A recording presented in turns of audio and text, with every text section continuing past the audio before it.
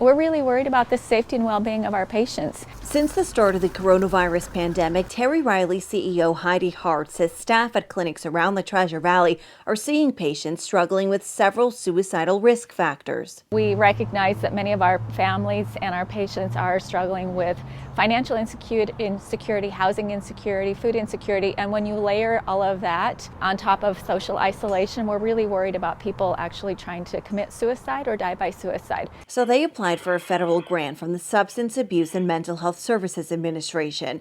In August, they got word they were awarded $752,000 for a 16-month program to partner with the Suicide Prevention Hotline to prevent suicide in Idaho during the pandemic. Suicide is one of the greatest risks that we're seeing in individuals as we deal with a prolonged stress of COVID in our community. The money will mostly cover costs for training. Staff from the hotline will work with Terry Reilly employees, teaching them how to spot warning signs in their patients.